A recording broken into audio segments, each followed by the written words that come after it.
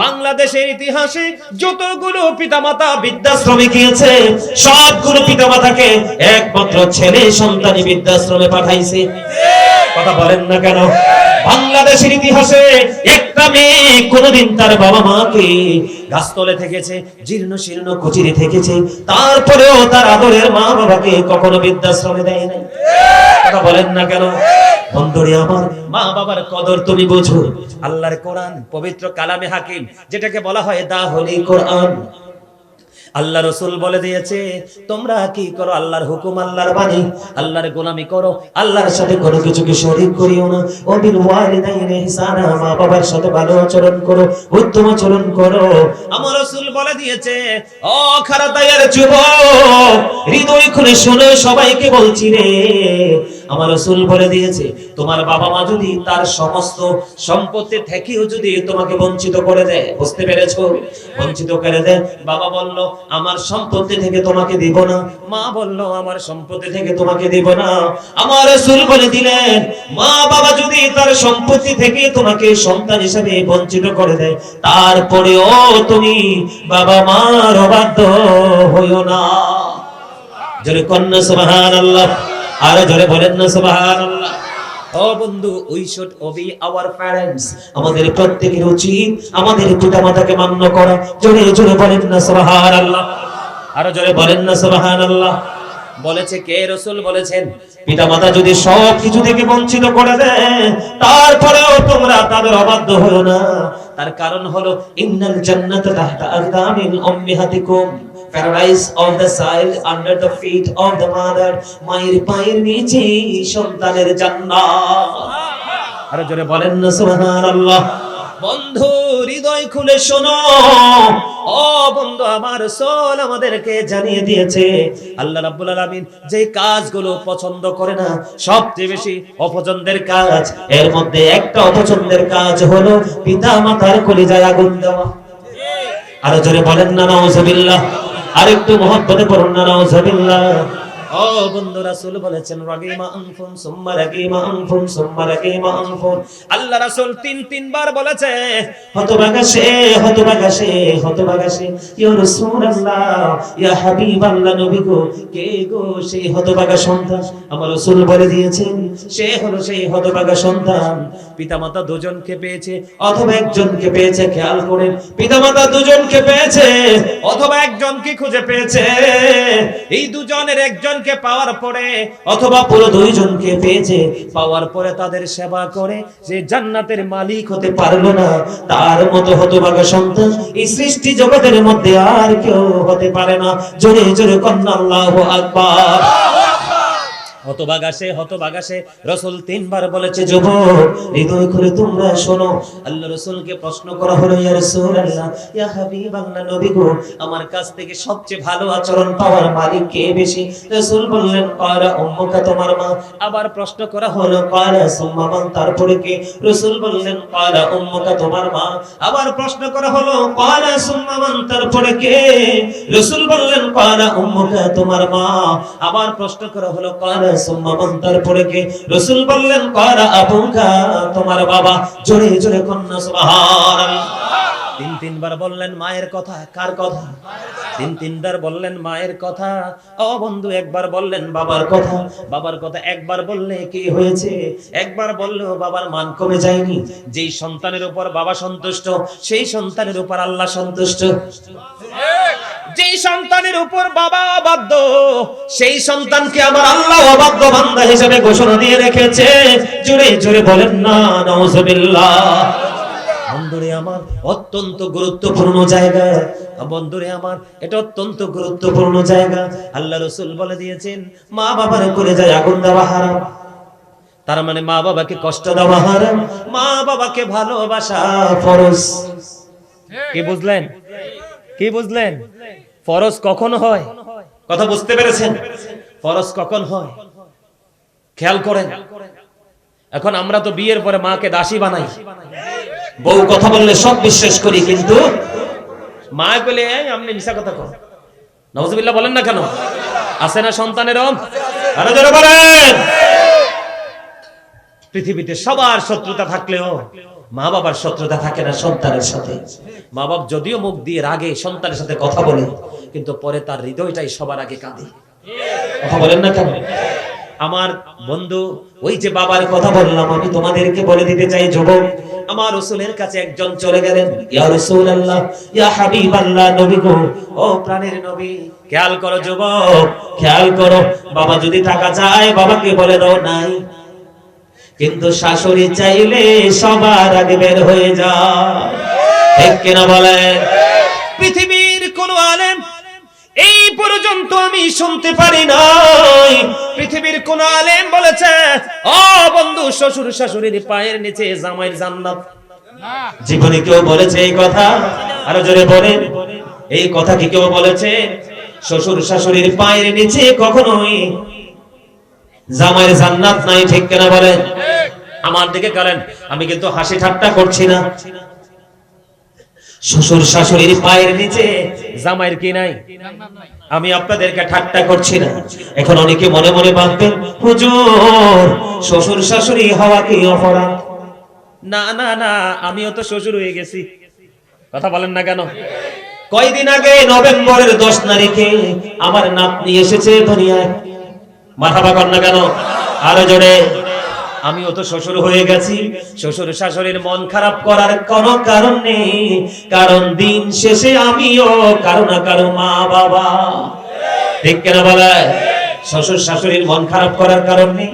যুবক, তোমাদেরকে বাঁচাতে এসেছি আমি, এই জন্য বলেছি। আল্লাহ বলেছেন তুমিও জাহান্নাম থেকে বাঁচো, তোমার পরিবারকেও জাহান্নাম থেকে বাঁচাও। আল্লাহ রাব্বুল আলামিন মা বাবার মর্যাদা, আল্লাহর গোলামির পরে আল্লাহ বলেছে আমার সাথে কাউকে শরীক করিও না, আর মা বাবার কলিজায় আগুন দিও না। কথা কি বুঝে নিলেন? এটা অত্যন্ত গুরুত্বপূর্ণ জায়গা। যুবক রে, তোমার জীবনে যদি পাহাড় পরিমাণ হজ করো, পাহাড় পরিমাণ নামাজ পড়ো, পাহাড় পরিমাণ যদি দান সদকা করো, আর মা যদি চোখের অশ্রু দিয়ে, বাবা যদি কলিজার ও বন্ধু ক্রন্দন দিয়ে, চোখের অশ্রু দিয়ে একখানা ছোট্ট চিঠি লিখে মালিকের কাছে দরখাস্ত করে দেয়, এই পৃথিবীর কেউ তোমাকে সুখী করতে পারবে না। ঠিক কিনা বলে?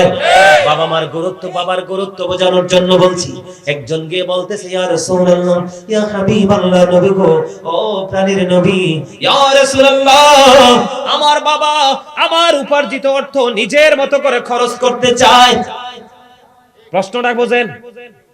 নবীকে গিয়ে প্রশ্ন করলো, নবী গো, আমার বাবা আমার টাকা ওনার নিজের মতো করে খরচ করতে চায়, ইয়া রাসূলুল্লাহ। এবার আমার নবীজি কি বলে দিলেন?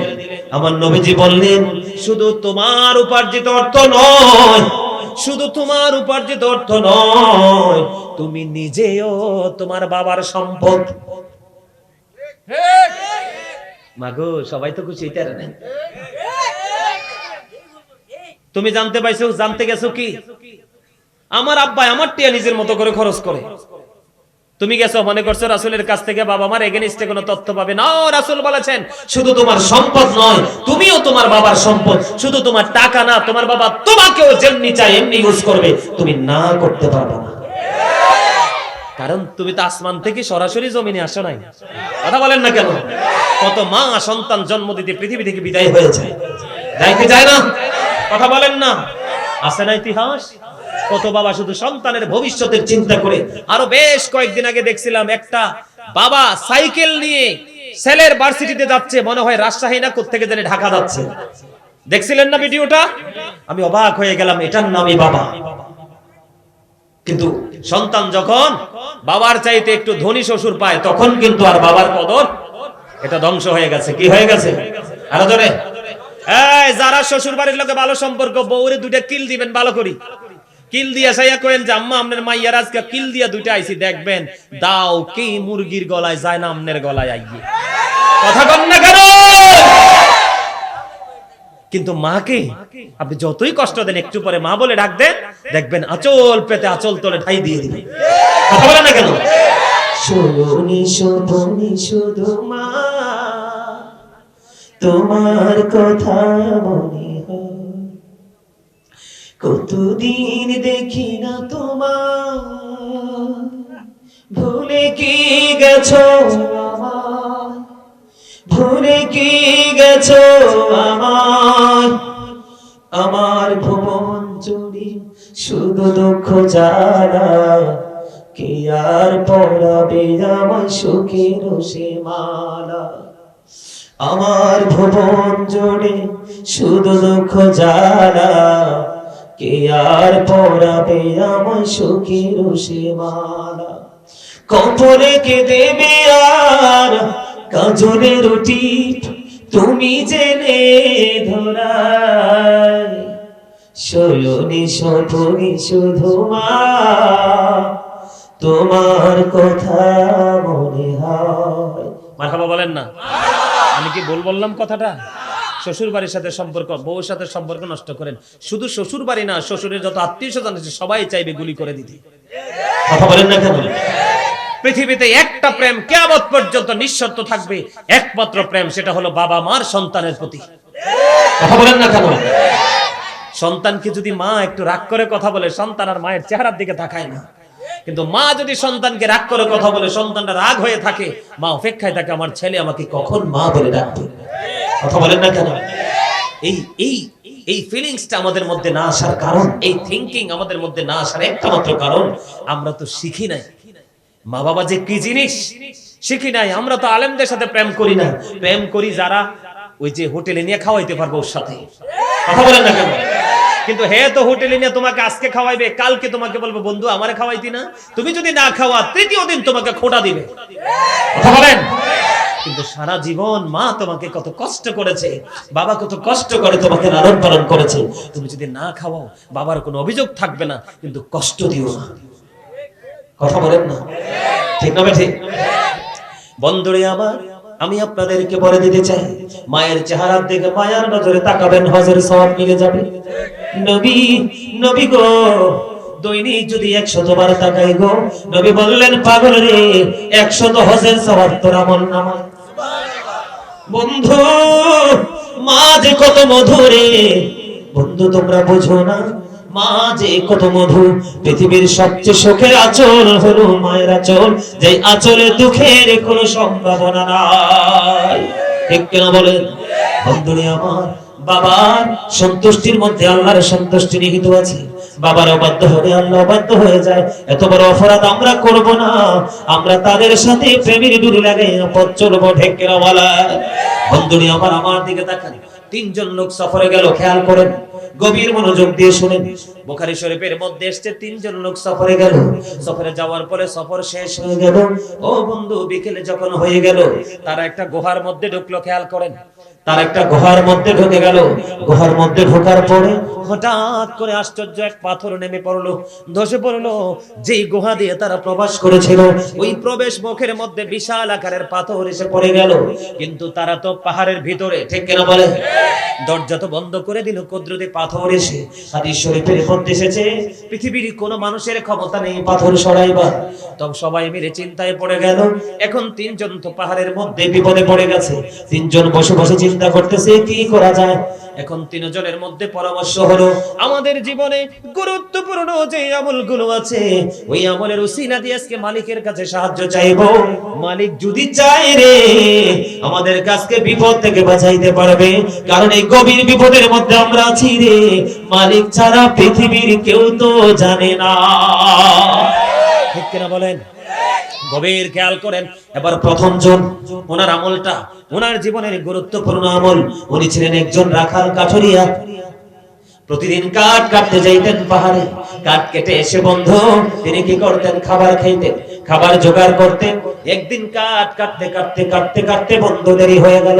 যখন দেরি হয়ে গেল রে, এবার তিনি বাড়িতে আসলেন। ওনার ঘরে, আমাদের ঘরে গরু ছাগল থাকেন, আমরা দুধ দোহাই। কথা বলেন না কেন?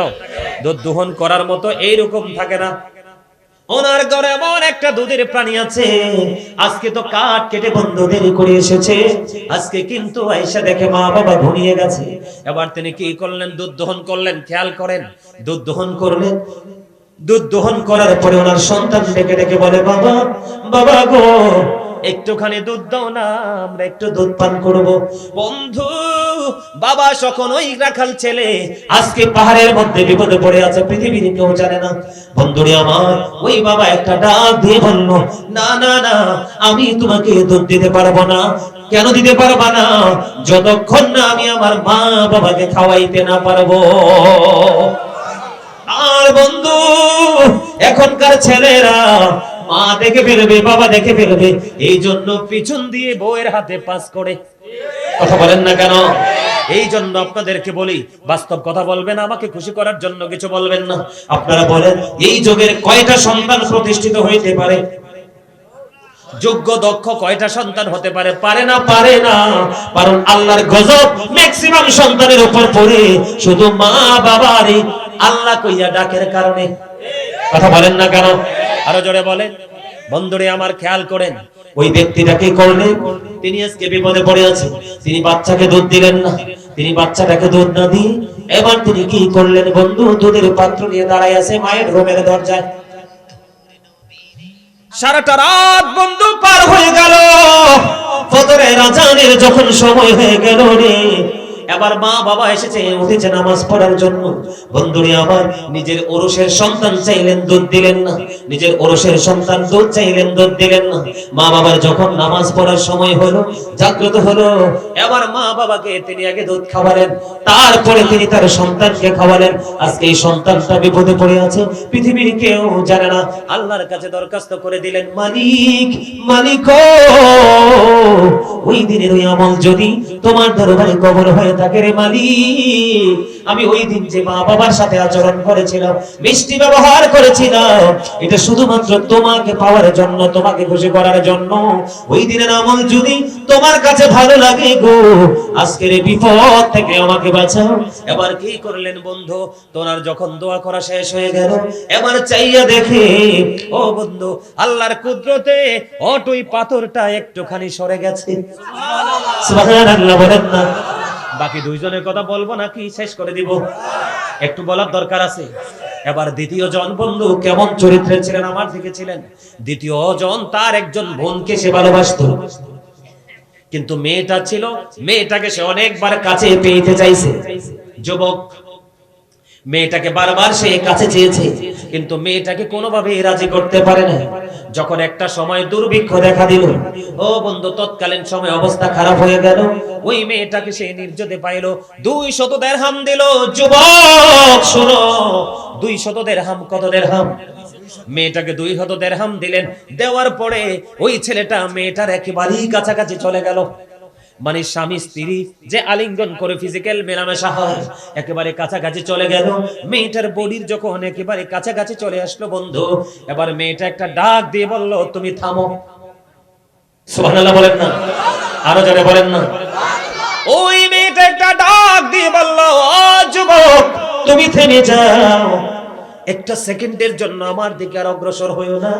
কারণ আমার ইজ্জত, আমার এই শরম আমি একমাত্র যতন করে রেখেছি, যিনি আমাকে বিয়ে করে বউ করে নিয়ে যাবে, আমার স্বামীর জন্য আমার এই সম্মান। তুমি আমার ইজ্জত নষ্ট করো না, তুমি আমার দিকে আগাইও না, আল্লাহকে ভয় করো। ও বন্ধু, ওই 2 নাম্বার ছেলে দরখাস্ত দিয়েছে আল্লাহর কাছে। এই ছেলেটা যখন মেয়েটা বলে দিল, বলতে দেরি সঙ্গে সঙ্গে মেয়েটাকে ছেড়ে চলে আসলো, এবং 200 দিরহামের দাবিও সে ছেড়ে দিল। ছেড়ে দেওয়ার পরে, ও বন্ধু, আজকে এই ছেলেটা পাহাড়ে বিপদে। আল্লাহকে ডাক দিয়ে বলল, মালিক, আমি যদি চাইতাম সেদিন মেয়েটার ইজ্জত ইচ্ছে মতো করে লুটে নিতে পারতাম, কিন্তু আমিও ইন্তেকাল, আমার কবরের কথা তোমার দরবারে দাঁড়াতে হবে, সেই হিসাব আমি করেছি, তোমাকে ভয় করেছি। আল্লাহ, এত কাছে যাওয়ার পরেও আমি ওখান থেকে ফিরে এসেছি শুধু মালিক তোমাকে খুশি করার জন্য, তোমার ভয়ে। ওই দিনের এই তাকওয়া যদি তোমার কাছে কবুল হয়, আমাকে তুমি বিপদ থেকে উদ্ধার করে দাও। বন্ধু, দোয়াটা করতে দেরি রে, দোয়া শেষ হইতে দেরি, চাইয়া দেখে পাথরটা আরো একটুখানি সরে গেছে। সুবহানাল্লাহ বলেন না? কিন্তু বের হওয়ার মতো সুযোগ নাই। এবার তৃতীয় জন, ওই যে একটু আগে যে কথাটা বন্ধ বললাম, আমাদের দেশে কাজের লোকরে মানুষ কম খাওয়াইতে চায়, খারাপ খাওয়াইতে চায়, বেতন কম দিতে চায়, চায় কে চায় না? মুমিন এখান থেকে শিক্ষা নেবে বন্ধু। একজন কাজের লোক ছিল, তার কাজ করেছে ঠিকই, কিন্তু মালিক থেকে বেতন না নিয়ে সে চলে গেল। এই মালিক হলো আজকের পাহাড়ের বিপদগ্রস্ত তৃতীয় ব্যক্তি। এবার তিনি কি করলেন? ও বন্ধু, এবার তিনি কি করলেন? ওই যে শ্রমিক যে টাকাটা রাখছে, যেমন আমি এক্সাম্পল দিই আপনাদের কাছে, আমরা কি ছোট্ট মুরগির বাচ্চা কিনে কিনা? বাচ্চাটা বড় হয়। গরুর বাচ্চা কিনে বাচ্চাটা বড় হয়। ছাগলের বাচ্চা কিনে বাচ্চাটা বড় হয়, তাই কিনা বলেন? বন্ধু বন্ধু গো, এই তৃতীয় ব্যক্তির জীবনে আমল হলো, কাজের লোক তো তার পারিশ্রমিক ছেড়ে বন্ধু চলে গেল। অনেক দিন পরে এই কাজের লোকটা ফিরে আসলো, এসে মালিককে ডেকে ডেকে বলতেছে, মালিক আপনার কাছে তো আমার একটা পারিশ্রমিক পাওনা আছে। কই কি রে? কই আমি আপনার কাছে কাজ করেছিলাম, বেতন তো নেই নাই, আমি আমার ওই বেতনটা আপনার কাছে আজকে নিতে এসেছি। বন্ধু বন্ধু গো, হৃদয়ের জানালা খুলে শোনো, আমরা মানুষের কত হক নষ্ট করি, মানুষকে কত ঠকাই। যখন ওই কাজের লোক শ্রমিক আসলো তার মালিকের কাছে, এবার মালিক ডাক দিয়ে দেখায় দিলেন, ওই যে দেখো, ওই যে পশুগুলো দেখা যায়, এই সবগুলো পশু তোমার। জোরে জোরে কন্যা সুবহানাল্লাহ। ওই যে দেখো মাঠে পশুগুলো দেখা যায়, ওই পশুগুলো সবগুলো তোমার হুজুর। কেমন করে সম্ভব গো? ওই মালিক ডাক দিয়ে বললেন, তুমি যেদিন আমার কাছে পরিশ্রমটা তুমি রেখে গিয়েছিলে, আমার কাছে তোমার পারিশ্রমিক রেখে গিয়েছিলে, আমি তোমার এই পরিশ্রমের হক আমি খাইনি। একটা প্রাণী পশু কিনেছি, এটা বাচ্চা দিয়েছে, আর একটা বড় হয়ে আর একটা বাচ্চা দিয়েছে।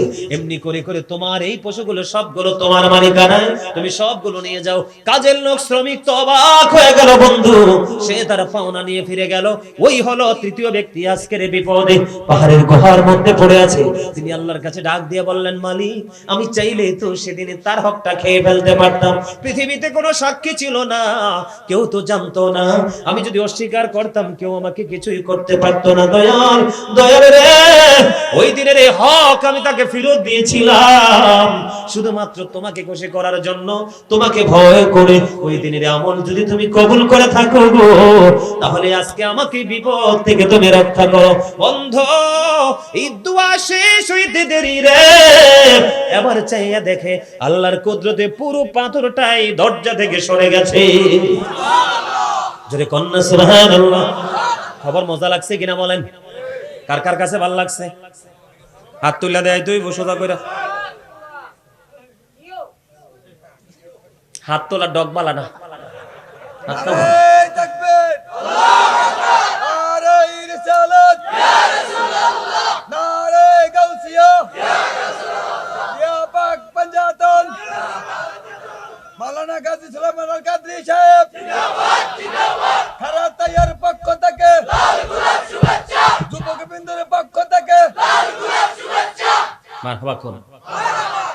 এই তিনটা অপশন কি আমাদের জন্য এই বর্তমান যুগে গুরুত্বপূর্ণ শিক্ষা না? কথা বলেন না? বলেন, কোন ছেলে মেয়ে একাকী নির্জনে থাকলে এই সুযোগ কি হাতছাড়া করবে? করবে না। কিন্তু ছেলে কি করলো? ছেলেও ছেড়ে অনেক দূরে চলে গেল। কত শক্ত ইমানদার, কত তাকওয়া তাদের মধ্যে। সুবহানাল্লাহ বলেন না? আমাদের এই যুগে যে নাই এমন না। গত কয়েকদিন আগে আমি একটা প্রোগ্রামে গেছিলাম, তার আসছে আমেরিকা থেকে। কোথেকে? আমেরিকা থেকে। বাংলাদেশে বিয়ে হয়েছে, বিয়েতে আমি গেছি, অনুষ্ঠানে আমি গেছি। ছেলেটা আমেরিকা থেকে আসছে, ডাক্তার। বিশ্বাস করেন, আমার সাথে যে আসছে, কথা বলছে, মুসাফা করছে, মনে হয় যে তার পুরো অঙ্গতে লজ্জা। এত নরম, এত সফট। মারহাবা বলেন না? আমাদের বাংলাদেশে, আমাদের সমাজে যে আল্লাহওয়ালা যুবক নাই, বিষয় কিন্তু এমন না। আছে আছে, আমাদের মধ্যেও আছে। সে আল্লাহ রাসূলের জন্য পাগলের মতো চলছে, কিন্তু এটা পৃথিবীর কেউ বোঝে না। আর এখনকার মানুষ তো আল্লাহওয়ালা মানুষের দিকে ফোকাস নাই, তো ফোকাস তো হচ্ছে ক্যারেক্টারলেস পারসনদের দিকে। কথা বলেন না কেন? আরে জোরে আমার দিকে তাকান বন্ধু। মা বাবার ইজ্জত কত, মর্যাদা কত বোঝানোর চেষ্টা করছি আপনাদেরকে। এক ব্যক্তি, মা অসুস্থ ছিল, মার খানায় কাবা তাওয়াফ করার ইচ্ছা জাগে। 1 বছর 2 বছর নয়, 7 বছর পর্যন্ত বন্ধু মাকে কাঁধে করে খানায় কাবা তাওয়াফ করিয়েছে। কত বছর? আরো জোরে বলেন, কত বছর? 7 বছর মাকে বন্ধু খানায় কাবা তাওয়াফ করিয়েছেন। 7 বছর পরে তিনি প্রশ্ন করলেন, আমি তো আমার মাকে 7 বছর কাঁধে করে ঘুরিয়েছি, আপনি বলে দেন আমার মায়ের দুধের ঋণ শোধ হইছে নি। এবার বন্ধু ওনার কাছে উত্তর চলে আসলো, না না, তোমার দুধের ঋণ শোধ হয় নাই। তুমি যদি 50,000 বছর যদি তুমি হায়াত পাও, তুমি যদি 50,000 বছর হায়াত পাও রে, মাকে যদি তুমি এমনি ভাবে কাঁধে করে চড়াও, তাহলে একটি রজনীতে মায়ের স্তন চেপে ধরে যে দুধ পান করেছিলে তুমি, একটি রাত্রে দুধ পানের ঋণ শোধ হবে না। আর 7 বছর মাকে চড়িয়ে দুধের ঋণ মুক্ত হতে চাও? জোরে জোরে কন্যা সুবহানাল্লাহ, আর জোরে বলেন না সুবহানাল্লাহ। কত বছর? 7 বছর বন্ধু। এই জন্য আমি আপনাদেরকে বলে দিতে চাই, সর্বশেষ একটা হাদিসের অংশ বিশেষ বলে আমি শেষ করে দিব। আমি পরে আরেকটা সাবজেক্টের দিকে ঢুকে যাব। আমার দিকে তাকান। জুরিজ নামে একজন আল্লাহওয়ালা ছিলেন, হাদিস শরীফের মধ্যে এসেছে। আমার দিকে তাকান। সেই যুবকটা লোকালয়ে বন্ধু আমল করতেন না, লোকালয়ে ইবাদত করতেন না, লোকালয় থেকে অনেক দূরে গিয়ে তিনি ইবাদত করতেন হুজরা বানাইয়া। এই জুরিজ একদিন তার হুজরার মধ্যে নামাজরত অবস্থায় হুজরার বাহির থেকে এসে মা ডাকতেছে, বাবা বাবা গো, আমি মা এসেছি, দেখা করব। কিন্তু ছেলে তো নামাজের নিয়ত বেঁধে ফেলেছে। খেয়াল করেন মা কি জিনিস। আপনি যদি নামাজ না পড়েন, আমি কিন্তু আপনাকে নামাজ পড়ার জন্য নিরুৎসাহিত করতেছি না, কিন্তু কোন কারণে আপনি নামাজ পড়লেন না, পড়তে পারেন না, আল্লাহ চাইলে আপনাকে মাফ করে দিতে পারে। কিন্তু আমি বলছি না যে নামাজ পড়া লাগবে না, আমি বলছি কারণ আমার মালিক যদি চায় আপনাকে বন্ধু ক্ষমা করে দিতে পারে।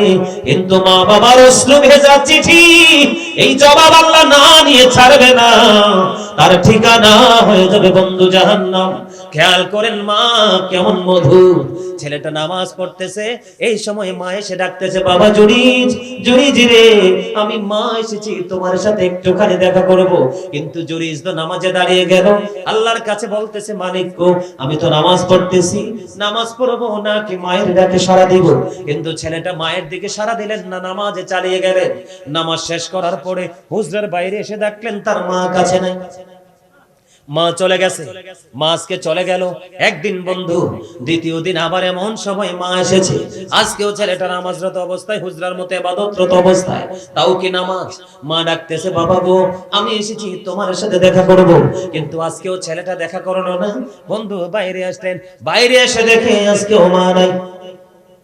2 দিন চলে গেল, ঠিক তৃতীয় দিন বন্ধু আবার মা দুঃখিনী চলে আসলো রে। আজকেও ছেলেটা নামাজরত অবস্থায়। বন্ধু হাদিস শরীফের মধ্য থেকে কালেক্ট করা বন্ধু, আজকেও নামাজ পড়তেছেন বন্ধু। ছেলেটা আল্লাহকে ডাক দিয়ে বললেন, আল্লাহ গো, মা তো নামাজ পড়ে।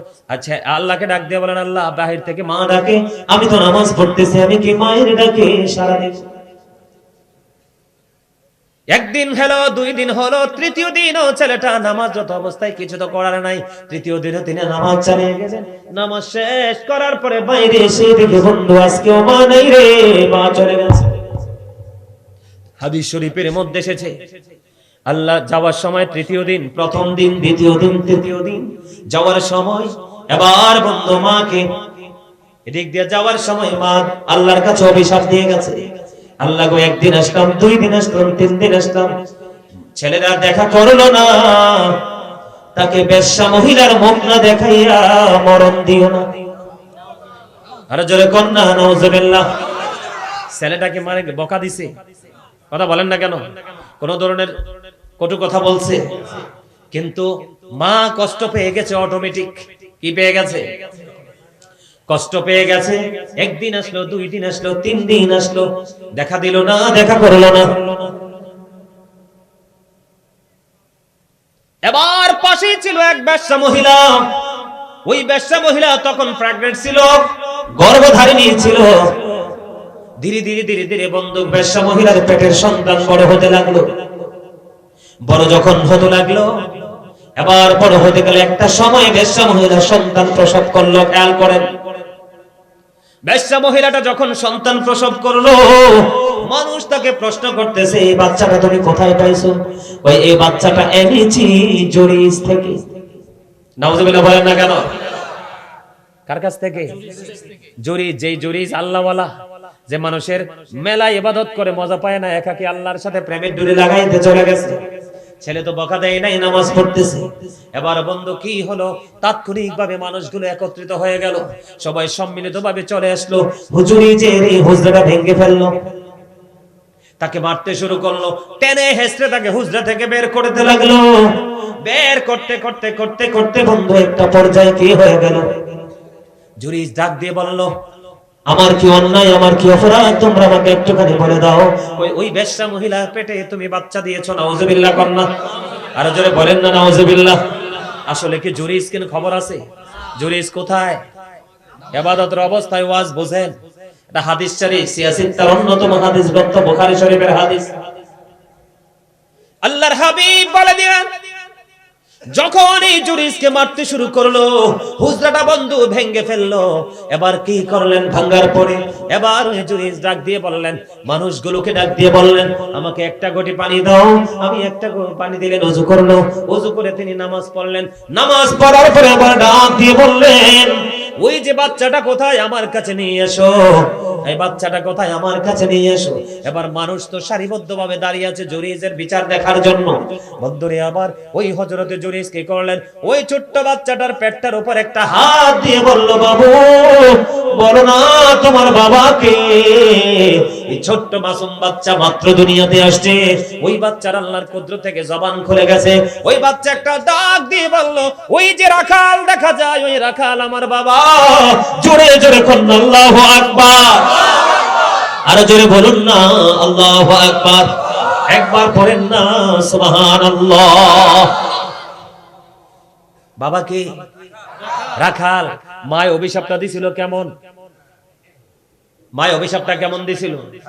আল্লাহ যেন তোমার বেশ্যা মহিলার মুখ না দেখাইয়া মরণ না দেয়। বেশ্যা মহিলার মুখ দেখছেনি? বেশ্যা মহিলার চরিত্রের সাথে লাগছেনি কালি? দেখেন, যেই জুরিস বাচ্চার পেটে হাত দিতে বাচ্চার জবান খুলে গেল। সুবহানাল্লাহ বলেন না। যে বাচ্চাটার পেটটার উপর হাতটা দিয়ে ডাক দিতে দেরি, বাচ্চাটার জবান খুলে গেল। ওই জুরিস কত বুজুর্গ, কত আল্লাহওয়ালা। মাকে গালি দেয় নাই, মাকে বকা দেয় নাই, মার কলিজায় কোনো কষ্ট দেয় নাই। ও বন্ধু, তোমরা দেখো, ছেলেটা নামাজ পড়ে একদিন, 2 দিন, 3 দিন পার হয়ে গেল, মা দেখতে পারলো না, মার কলিজায় আগুন লাগলো, ছেলের জন্য অভিশাপ কবুল হয়ে গেল। আর আপনি আমি তো হুঁশই নাই। কথা বল না কেন? তাহলে মা বাবার সাথে ভালো আচরণ করবেন না খারাপ? আরো জোরে। মা বাবার সাথে খারাপ আচরণ করা কিয়ামতের আলামত। কিসের আলামত? কিয়ামতের। নাউজুবিল্লাহ বলেন। মা বাবার সাথে ভালো আচরণ করবেন তো। এবার আসেন, আমাদের সমাজের মধ্যে স্বামী স্ত্রী, নারী পুরুষের ব্যাপারটা আছে না নাই? আরো জোরে। পুরুষের পর্দা আমি বলে দেই, শর্ট করে বলি, পুরুষের ব্যাপারটা হলো কোনটা? পুরুষ নাভির নিচে পোশাক পরে এবং টাকনুর নিচে পোশাক পরে। পুরুষের পোশাক পরা ফরজ, এদিক তাকান, লিবাসুত তাকওয়া যালিকা খায়র, আল্লাহ বলেছেন। উপর দিয়ে নাভি বরাবর, নিচে দিয়ে থাকবে টাকনুর উপরে। এই কন্ডিশনে পোশাক পরা পুরুষের এটা ফরজ। সুবহানাল্লাহ বলেন। আরো জোরে। এটা আছে না নাই? পোলাপাইন এখন প্যান্ট পরলেও কিন্তু তার লজ্জাস্থান ঢাকা থাকে না, ফাঁকা থাকে। এটা কি আছে না নাই? আছে। আবার আসেন মেয়েরা। মেয়েরার পর্দা করাও ফরজ, পুরুষের পর্দা করাও ফরজ। মেয়েদের পর্দা হলো মাথা থেকে পা পর্যন্ত ঢেকে রাখতে হবে। আল্লাহ বলেছেন, ওয়াকারনা ফি বুয়ুতিকুন্না ওয়ালা তাবাররাজনা তাবাররুজাল জাহিলিয়াতিল উলা। বুঝতে পেরেছেন? জাহিলি যুগের নারীদের মতো তোমরা কি করো না, বেগানা পুরুষকে তোমাদের রূপটা দেখায়ও না, পর্দায় থাকো। বেগানা পুরুষকে রূপ দেখানো যাবে? এখন তো মহিলারা ফেরিওয়ালা আইলে ফেরিওয়ালাও দেখা যায় না। মহিলা এমন ভিড় জমায়, ঠিক খবর হে? আরে দূরে। মহিলারা আল্লাহ কইছে কি পর্দায় থাকতো, মহিলাদের পর্দা খুললে রাস্তা আছে না নাই? এটা সমস্যা গোড়াতে। আদিক দেখান, সমস্যা শুরুতে।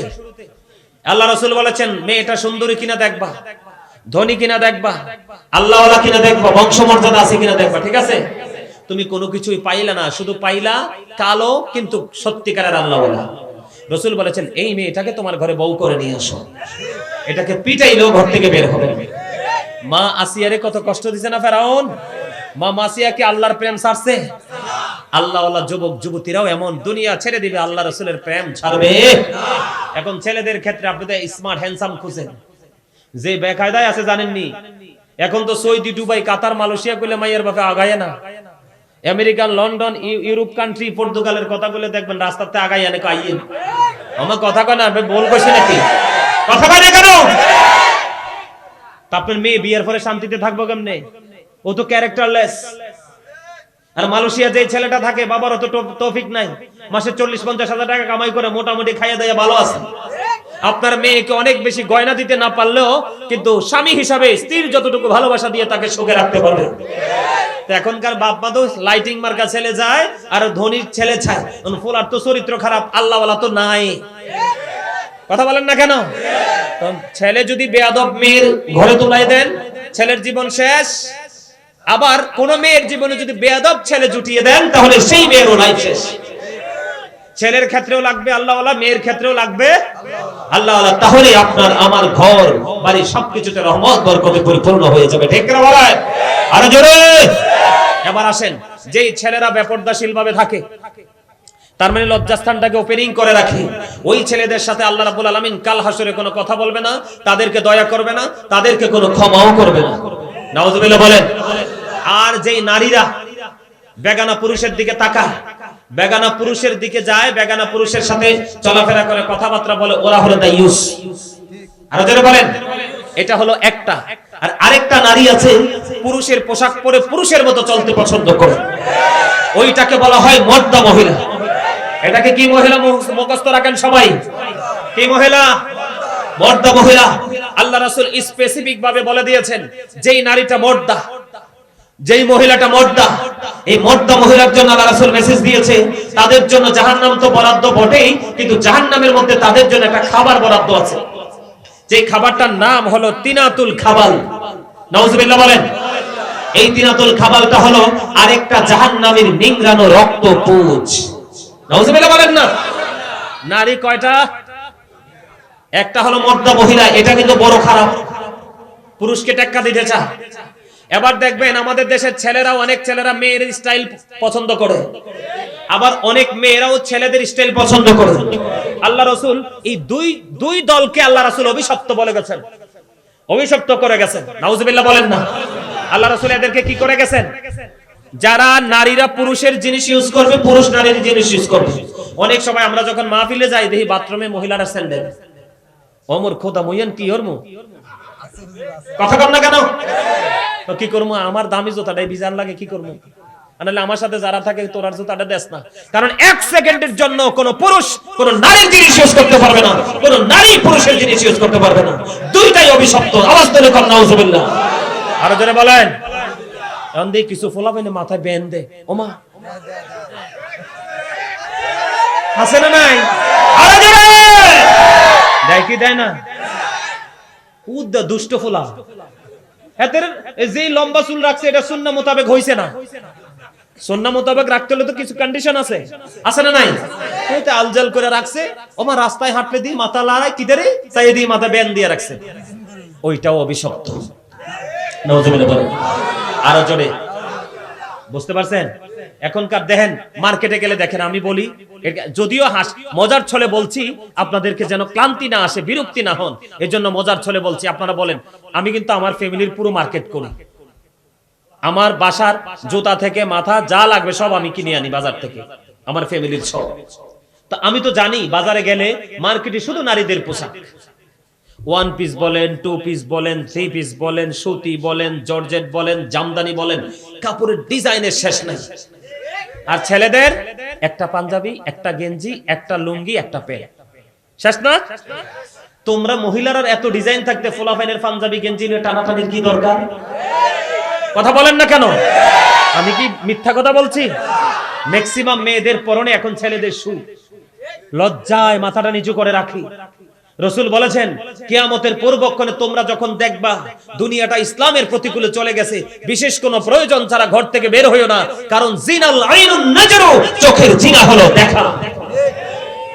কারণ আপনি যখন কোন নোংরা জিনিস দেখবেন, আপনার মনের মধ্যে নোংরামিটা ঢুকে যাবে।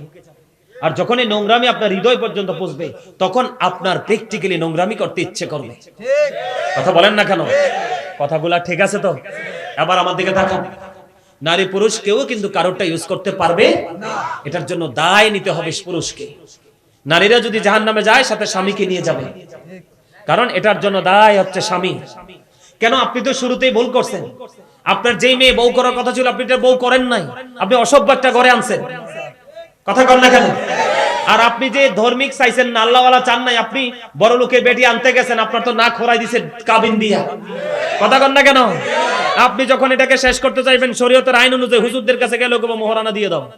তখন আপনি তো সারা জীবনে মইরা গেলে কিডনি বেচতে দিতে পারতেন না। তো এই আকাম কেন করেন? কথা কন না কেন? আকামটা কেন করেন? আজকে থেকে বলে হুজুর আজকে থেকে আপনি আপনার ছেলেকে বিয়ে করাবেন, সত্যিকারের একজন আলেমের সাথে পরামর্শ করবেন। আজকে আসার সময় বিশ্বাস করবেন ছেলেটার নাম হইছে হেলাল, বাড়ি হইছে বাক্সিমন, আমার পাগল ভক্ত। আজকে আসার সময় আমারে বলতেছে মালয়েশিয়াতে থাকে, হ্যাংলা করে লম্বা চূড়া ছেলেটা, মানে প্রোফাইলে যেরকম দেখি খুব ভালো লাগে আমার কাছে।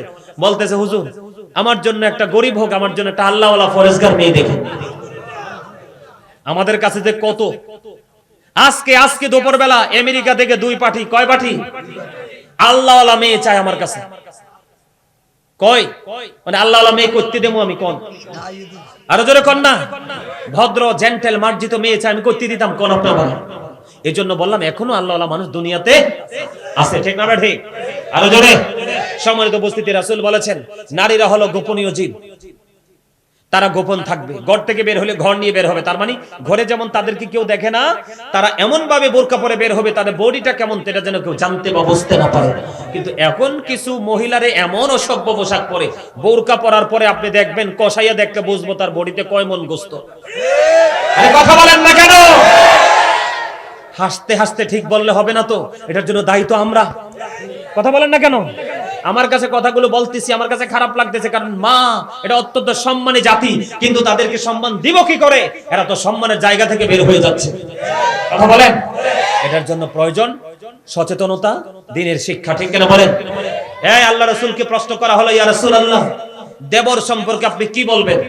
আমার রাসূল বললেন একটা নারী তার দেবরের সাথে দেখা করার চাইতে মৃত্যু অনেক বেটার। নাউজুবিল্লাহ বলেন। এখন তো বউরার সবচেয়ে বেশি সুসম্পর্ক থাকে ননদের হাজবেন্ড এবং দেবর। কথা বলেন না কেন? এই দুইটাই হলো একটা নারীর জন্য বড় ধরনের অভিশাপ এবং মৃত্যু। নাউজুবিল্লাহ বলেন। আজকে দেখে কি করতে হবে? দীর্ঘ মনের মধ্যে প্রতিজ্ঞা করতে হবে যে আমি আল্লাহওয়ালা ছেলের কাছে মেয়ে দিব, গরিব হোক ছেলেটা, কালো হোক সুন্দর, কালো হোক খাটো হোক, আল্লাহওয়ালা ছেলের কাছে মেয়ে বিয়ে দিব। দেখবেন আপনার বাড়ির সুখ অন্যজনকে দিতে পারবেন। কথা বলেন না কেন? সুখ কিন্তু যে কেউ নিতে চায়, দুঃখের ভার কিন্তু কেউ নিতে চায়। আমরা নিজের দোষে নিজের ঘরে ঘরে আমরা দুঃখ ঢুকিয়েছি, যন্ত্রণা ঢুকিয়েছি, ঠিক কিনা বলেন? আরো জোরে। সবচেয়ে বড় অভিশাপ হলো আপনি এই মেয়েকে নিয়ে সংসার করে সুখী হতে পারবেন না, তার পাশাপাশি একটা মেয়ে যখন ক্যারেক্টারলেস ছেলেকে স্বামী হিসাবে পাবে, মুরব্বীরার কথা আর কি, নারী জাতি পরে যদি কাপুরুষের সাথে সারাটি জীবন যায় শুধু তার কাঁদিতে কাঁদিতে। কথা বলেন না কেন? ছেলেরা যা হোক পুরুষ মানুষ কোনোভাবে মানিয়ে চলতে পারে, পারে কি পারে না? কিন্তু মেয়েরা কোথায় যাবে? এরা তো অসহায়। এই জন্য সবাইকে বলছি রাস্তায় মেয়েরা বের হবে, আল্লাহ রাসূল বলেছেন যেই নারী পোশাক পরার পরে পাতলা জামা পরবে, অনেক মহিলা দেখবেন ওন্না পরে ঠিকই চুল মুল সব দেখা যায়, আছে না নাই? এমন শাড়ি পরে তার অঙ্গ দেখা যায়। রাসূল বলেছেন যেই নারী পোশাক পরার পরেও তার বডি দেখা যায়, ওই নারী পোশাক পরিহিত নারী নয়, ওই নারী উলঙ্গিনী এবং ল্যাংটা নারী। জোরে কোন নাউজুবিল্লাহ। ঠিক সেম টু ইউ, আল্লাহ রাসূল এই নারীদের ক্ষেত্রে যেটা বলেছেন পুরুষের ক্ষেত্রে সেম। যেই পুরুষ পোশাক পরার পরেও তার লজ্জাস্থান দেখা যায় সেই পুরুষ ল্যাংটা। জোরে কোন নাউজুবিল্লাহ। আরো জোরে বলেন নাউজুবিল্লাহ। আপনার নামাজও হবে না, মনে রাখবেন, আজকে বলে দিলাম। সর্বশেষ এই সাবজেক্টটা শেষ করে দেই। আল্লাহ রাসূল মসজিদে অবস্থান করতেছে, একজন এসে এদিক তাকান, খুব গুরুত্বপূর্ণ ইস্যু। একজন নামাজ নিয়ত বেঁধে ফেলেছে, রাসূল দেখলেন তার পোশাকটা টাকনোর নিচে। কোথায়? নবীজি বললেন তুমি ওযু করে আসো। সে নামাজ ভেঙে ওযু করতে গেলেন, ওযু করে এসে আবার তিনি নামাজের নিয়ত বাঁধলেন।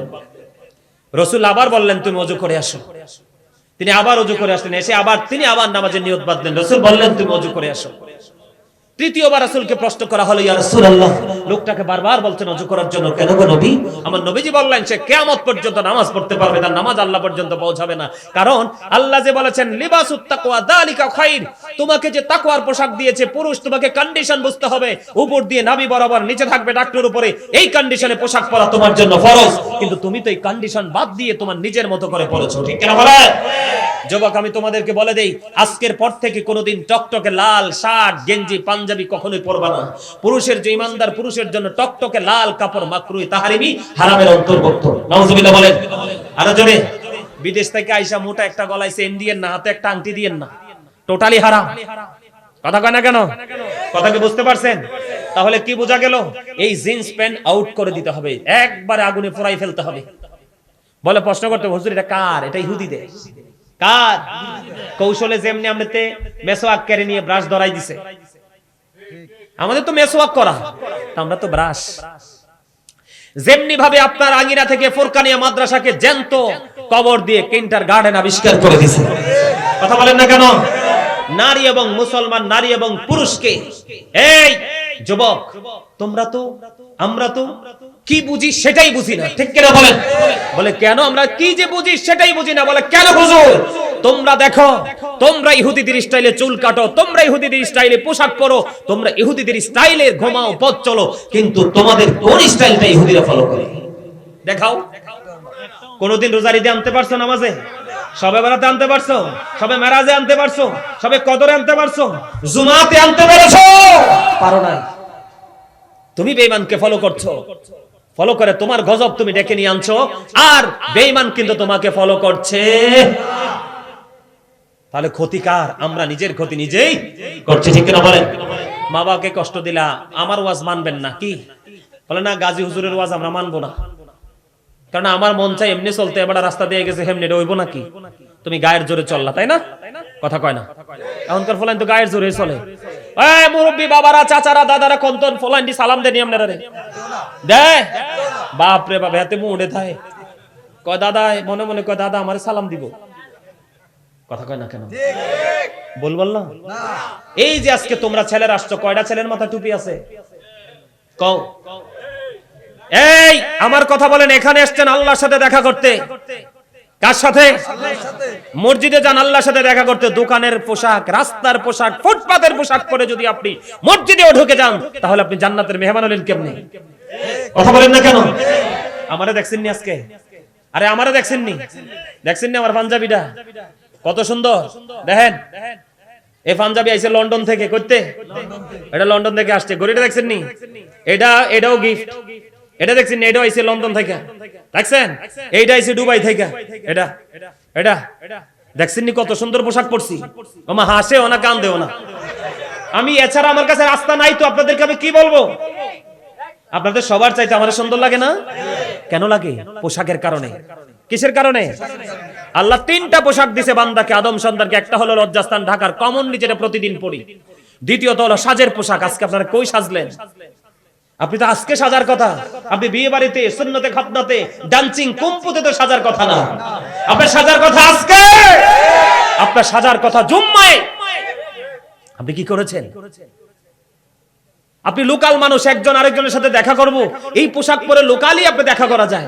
আপনি বিয়ে বাড়িতে ভিআইপি পোশাক পরে যান, কিন্তু যিনি আপনার স্রষ্টা সুন্দর করে মন মতো করে বানাইলো, সেই মালিকের দরবারে হাজিরা দিতে আসছেন, দেখা করতে আসছেন, আপনার পোশাকের কন্ডিশনে তো ল কেন? তাহলে আপনাকে আমি কিভাবে ইমানদার বলবো? কিভাবে আপনাকে আমি সচেতন বলবো? কিভাবে আপনাকে তাকওয়া সম্পন্ন ব্যক্তি বলবো? এই আপনি দাঁড়ান, এই চশমাওয়ালা দাঁড়ান। আপনি এই হাসবেন না প্লিজ, এটা হাসি না, এটা শিক্ষা, প্র্যাকটিক্যাল। ওনাকে তাকান তো। আরে ওনার দিকে তাকান না আপনারা। সবার চাইতে সুন্দর না? এই যে শাড়িতে বসতে দেখেন, ম্যাক্সিমাম লোক নতুন নতুন পোশাক পরে আসছে। বসেন, কষ্ট দিছি, সরি। এই কেন বললাম? এই কেন বললাম? আপনি লোকাল মাঠে যেটা পরে যান, আল্লাহর কাছেও যেটা পড়তে আসেন, বিশেষ করে হিন্দু মুসলমান একসাথে আছেন, আমি আপনাকে সালাম দিব। কি দিব? আপনার পোশাক আর হিন্দুর পোশাকের মধ্যে কোনো পার্থক্য নাই। আপনার চুল কাটার স্টাইল আর আরেকজন বিধর্মীর স্টাইলের দিকে কোনো পার্থক্য নাই। একজন বিধর্মীর প্যান্ট পরার স্টাইল, একজন মুসলমানের প্যান্ট পরার স্টাইল একই রকম, কিন্তু আমি আপনাকে সালাম দিব। এখন আমি আপনাকে সালামটা কিভাবে দিব? আমি আপনাকে কিভাবে চিনবো? এখন বেঈমান পাঞ্জাবি পরে মুসলমানও পাঞ্জাবি পরে, কিন্তু একটা জিনিস বেঈমান পরে না, টুপি। কথা বলেন না কেন? বেঈমানও দাড়ি রাখে, হিন্দুরাও খ্রিস্টানরাও দাড়ি রাখে, রাখে কিনা? কথা বলে না। আমরা বাংলাদেশের লগে যে একটা দেশ আছে ইন্ডিয়া, মুদিরে দেখলে কেউ কইব নি হেতে হিন্দু? কথা কন, বল কইছি? আরে দেখলে কেউ কইব হিন্দু? মুসলমান কইতো না? বড় সুফি ড্রেস নেয় কি নেয় না? ঠিক না? কিন্তু তার মাথায় টুপি নাই। তুমি মুসলমান, তোমাকে আমি সিল মারবো, সেটা চিনার উপায় হলো টুপি। তোমাদেরকে আমি আজকে বলে গেলাম, যদি সত্যিকারের মুসলমান হও, একটা কথা বলেছি, তুমি তোমার শত্রুদেরকে ফলো করছো, কিন্তু তোমার শত্রু তোমাকে ফলো করছে না। বুঝে নিও, তুমি মুসলমান, তোমার প্রতীক। আজকে যদি সবাই টুপি পরে আসতো, কত সুন্দর লাগতো না? লাগতো কিনা? যুবকরা আগামী দিন থেকে টুপি পরবে তো? রাজি তো? কে কে রাজি? বাবুরে, তোমরা হাত নামানোর দরকার না, তোমরা হাতে ব্যথা। এই কি কব তোমরা রে মিয়া, কি শিখামু? তোমরা আমার নিজের মানুষ। তোমাদের থানা বরিচং, আমার থানাও বরিচং। তোমাদেরকে আমি কি পড়াবো, কি বোঝাবো? এই জন্য তোমাদের সাথে একটু কনফিডেন্সলি কথাগুলো বলতেছি। এইভাবে অন্যান্য প্রোগ্রামে গেলে বলি না। কেন বলি না? প্রধান অতিথির মতো বক্তব্য দিতে হয়, ঠিক কিনা বলেন? আমি বলেন, আল্লাহ রাসূলের সামনে একদিন এক লোক ডান হাত থুইয়া, এদিক তাকান, ডান হাত থুইয়া বাম হাতে খায়। তো নবীজি বলতেছেন, এই তুমি ডান হাতে খাও। সে বলতেছে, নবী গো, আমি পারি না। কিন্তু পারে। আমার রাসূল বললেন, আর যেন কোনোদিন তুমি না পারো। কিয়ামত, তার মৃত্যু পর্যন্ত কোনোদিন সে আর এই ডান হাতকে কাজে লাগাইতে পারবে না। আমি তোমারে বললাম টুপি পরবা কিনা, নবী সুন্নাহ, তোমরা হাত তুলতে পারো না। আফসোস। এই মুরব্বী মানুষগুলো আপনারা মনে রাখেন, এই মুরব্বীগুলো এখানে যারা আছেন, আপনারা মুরব্বী মানুষগুলো মারা যাওয়ার পরে আপনার এই সমাজ আর ভালো থাকবে না। আল্লাহর গজব ঘন ঘন আসবে, কারণ কিয়ামতের আগে ইসলাম গরিব হয়ে যাবে। আপনার সমাজের ছেলেদের কাছে ইসলাম নাই, ঠিক কিনা বলেন? বলছি, মাথার স্টাইল ইহুদিদের স্টাইল, পোশাক পরার স্টাইল ইহুদিদের স্টাইল, রাস্তায় হাঁটার স্টাইল ইহুদিদের স্টাইল। তার মানে আপনার পুরো অঙ্গ থেকে, সকাল থেকে বিকেল পর্যন্ত, জীবনের শুরু থেকে শেষ পর্যন্ত প্রত্যেকটা সেক্টর আপনি ইহুদিদের রং দিয়ে ঢেলে সাজিয়েছেন। ইসলাম যখন আবিষ্কার হয়েছিল, পৃথিবীতে এসেছিল, তখন পৃথিবীর অবস্থা ভালো ছিল না, কারণ ইসলাম গরিব ছিল। আবার ক্রমান্বয়ে আমরা ধীরে ধীরে গজবের দিকে যাচ্ছি, কারণ ইসলাম আবার ধীরে ধীরে গরিব হয়ে যাচ্ছে। ম্যাক্সিমামই গরিব হয়ে গেছে, ঠিক না বলে? আরো জোরে। ভূমিকম্প আইছে না? সবে কিন্তু ভূমিকম্পটারে ভয় পাইছে, কিন্তু ভূমিকম্পের মালিকরে ভয় পাই নাই। কথা কন না কেন? আরো জোরে। এমন তো হওয়ার কথা না। আমরা তো মুসলমান, আমরা তো ইমানদার, আমাদের তো ব্যাকগ্রাউন্ড আছে, আমাদের তো ফিউচার আছে। আমরা তো আমাদের মালিককে খেয়াল রাখবো, মালিককে ভয় করব। কথা বলেন। আপনি ধরে নিলেন বন্ধু, আপনি মনে করলেন গাজী হুজুরের কোন কথা আমি মানব না, ওনার কথা শুনবো না, আমি একটা আমার মতো করে চলবো। যদি আপনি আপনার মতো করে চলেন বন্ধু, আমি আপনাকে বলে দিতে চাই, সর্বপ্রথম আপনার জাহান্নাম শুরু হয়ে যাবে মৃত্যু দিয়ে। আরো জোরে বলেন, কি দিয়ে? বন্ধু, এখনো পর্যন্ত ঘরে বসে আছো রে, এখনো পর্যন্ত তোমার কর্ণকুহরে আওয়াজটা বসলো না, এখনো পর্যন্ত তোমার হৃদয়টাকে টাচ করতে পারলো না আমার বক্তব্যগুলো। এত সত্য, এত পাথর কেমন করে হয় মানুষ? ও বন্ধু, তোমার অবস্থা হবে কেমন আমি তোমাকে বলে দেই। বন্ধুরে আমার, ঈসা রুহুল্লাহ তো মরা মানুষ জিন্দা করতে পারতো, জানেননি? একদিন ঈসা রুহুল্লাহর কাছে একজন এসে বলল, এসে বলতেছে, ওগো নবী, আপনি তো মরা মানুষ জিন্দা করতে পারেন, আপনি পুরনো কোন মরা মানুষ জিন্দা করতে পারবেন কিনা? এবার ঈসা রুহুল্লাহ বলল, তুমি বলে দাও না, আমি কাকে জীবিত করব? এবার তিনি বললেন, তুমি নূহ আলাইহিস সালামের ছেলে শামকে জিন্দা করবা। এবার দৌড়ে চলে গেল বন্ধু শামের কবরের পাশে। কবরের পাশে যাওয়ার পরে শামকে ডাকা হলো, শাম জাগ্রত হয়ে গেল। এবার বন্ধু শামের দিকে তাকায় দেখলেন তার চুলগুলো, দাড়িগুলো সাদা। এবার তাকে প্রশ্ন করা হলো, গো, আপনাদের জামানায় তো চুল পাকতো না, আপনার গুলো পেকে গেল কেন? এবার তিনি বললেন, আমার চুলগুলো পেকে গেল সেটার কারণ হলো আমি জানি মানুষ মৃত্যুর পরে আরেকবার জাগবে, সেই দিন কিয়ামত। আমার মনে হয়েছে না জানি কিয়ামত সামনে ঘটে এসে গেছে রে। এই ভয় আতঙ্কে আমার সব চুল দাড়ি গুলো পাকা সাদা হয়ে গেল। আমার বক্তব্য কিন্তু এই দিকে না। ওনাকে যখন জিন্দা করা হলো, ওনাকে প্রশ্ন করা হলো, আপনি যে মৃত্যুবরণ করেছেন কত বছর হলো? তিনি উত্তর দিলেন, আমার মৃত্যুর বয়স হলো 4000 বছর। এবার একটা ডাক দিয়ে বললাম, আমি মৃত্যুবরণ করেছি 4000 বছর হয়েছে গো, আমি সব ভুলে গেছি, এখনো পর্যন্ত মৃত্যুর যন্ত্রণা আমি ভুলতে পারি না। যদি কন্যা নাউজুবিল্লাহ, মৃত্যু তো ভয়ঙ্কর হবে। ও বন্ধু, জাহান্নামে মৃত্যুবরণ করার পরে কবরে যাবে। আমি মূল কথা বলেছি, আপনি আমার কোনো কিছুই মানবেন না। সাপোজ বলছি, এটা আপনাদের এক্সাম্পল স্বরূপ বলছি। আপনার মনে মনে চিন্তা যে আমি হুজুর বলছে তো শুনছি, আমি হুজুরের কথা মানবো না। আপনি যদি এমন চিন্তা করেন মনে মনে, আপনার জন্য ওয়াজ। আর যারা বলবে না না, এতদিন আমি যেমন ছিলাম আজকে আমি তেমন থাকবো না, আগামী দিন থেকে গাজী সুলাইমান আল কাদরির আলোচনা শুনেছি, আমি আমার লাইফ স্টাইলটাকে চেঞ্জ করে ফেলবো, তোমার জন্যই অপেক্ষা করবে অবর্ণনীয় সুখের জায়গা জান্নাত। কারণ আমার আল্লাহ ক্ষমা যারা চায় তাদেরকে বেশি ভালোবাসে। সুবহানাল্লাহ বলেন না আরো জোরে। বন্ধুরে আমার, কবরে যখন যাবে প্রশ্ন করা হবে, তুমি কোন উত্তর দিতে পারবা না। কে? আমি শেষ করে দিচ্ছি, আমার সময় শেষ। আর কত? ও মা গো, কি মহব্বত করে কইছে। আর টুয়াস করতাম 2 ঘন্টা তো হয়ে গেছে, টাইম তো 1.5 ঘন্টা। হ্যাঁ হ্যাঁ, চাই তোমার মাস্কটা খোলো, তুমি এদিকে চাও। তার চেহারাটা সানছে কত সুন্দর।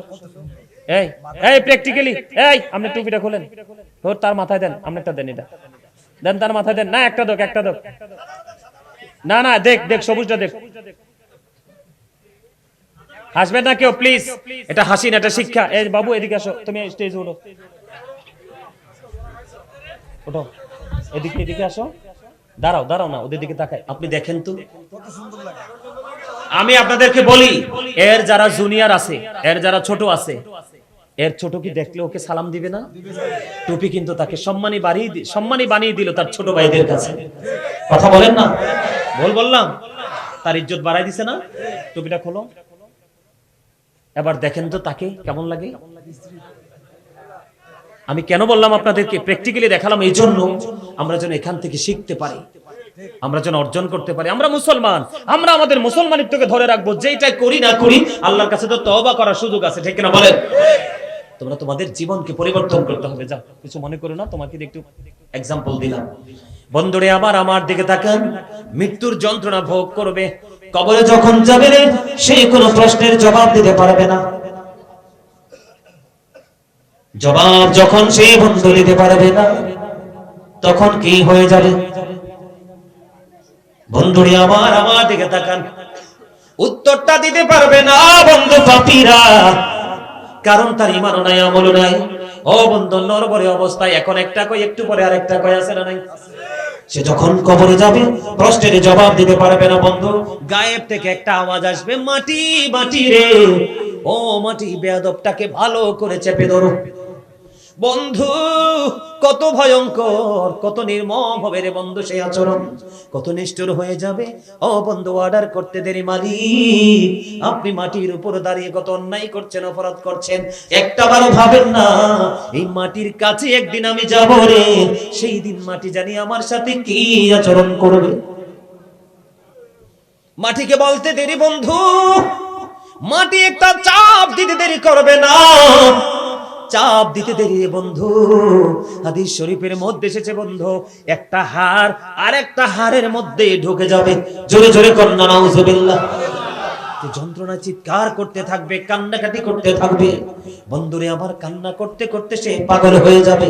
ওই যে বলেছি তার জন্য কোনো সাহায্যকারী নাই, কারণ সে নিজের উপর নিজে জুলুম করতে করতে কবরে গেছে। সূরা ইউনূস 44 নম্বর আয়াতে আল্লাহ বলেছেন, ইন্নাল্লাহা লা ইয়াজলিমুন নাসা শাইয়্যান ওয়ালাকিন্নান নাস আনফুসাহুম ইয়াজলিমুন। আল্লাহ বলে দিয়েছেন, আল্লাহ বান্দার উপর কোনো জুলুম করে না, বান্দার উপর কোনো অত্যাচার করে না, বান্দা নিজে নিজের উপর অত্যাচার করে। জোরে জোরে কন্যা নাউজুবিল্লাহ। খেয়াল করেন বাবার আমার, আমি কিছুক্ষণের মধ্যে নেমে যাব, চাইলেও কিন্তু কালকে আপনি চাইলেও আমি আসতে পারবো না। বন্ধুরে আমার, তাদের অনেক রিকোয়েস্ট, তাদের অনেক অনুরোধে, বিশেষ করে আমার একটা বোন আছে এখানে, আপনারা চিনেন কিনা জানি না, আফা আমাকে অনুরোধ করেছেন, ভাই আপনি কিন্তু এটা কোনোরকমে ক্যান্সেল করবেন না। মারহাবা বলেন।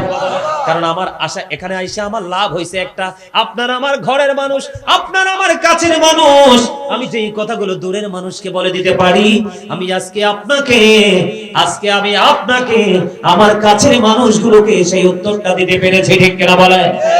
মাটি কি করবে? চাপতে থাকবে। কি করতে থাকবে? চাপতে থাকবে। একটা হাড় আর একটা হাড়ের মধ্যে ঢুকে যাবে রে, কান্না করতে থাকবে, চিৎকার করতে থাকবে।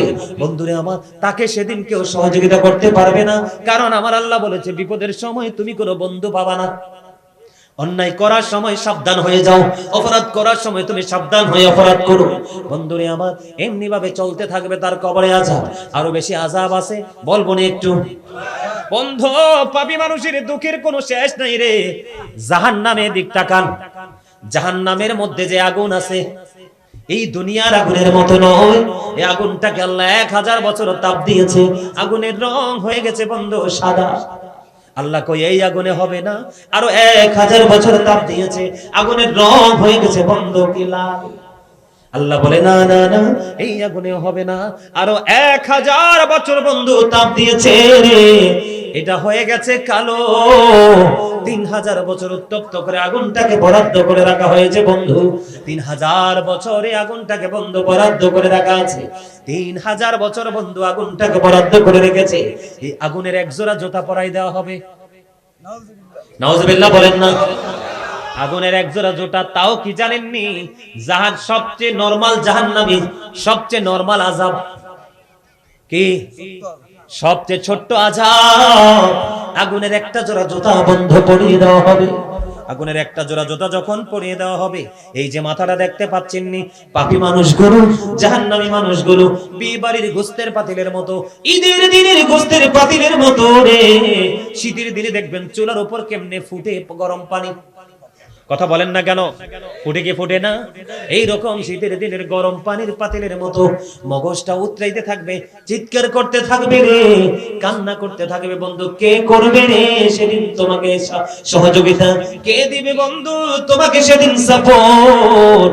কি হবে রে সেদিন বন্ধু উপায়?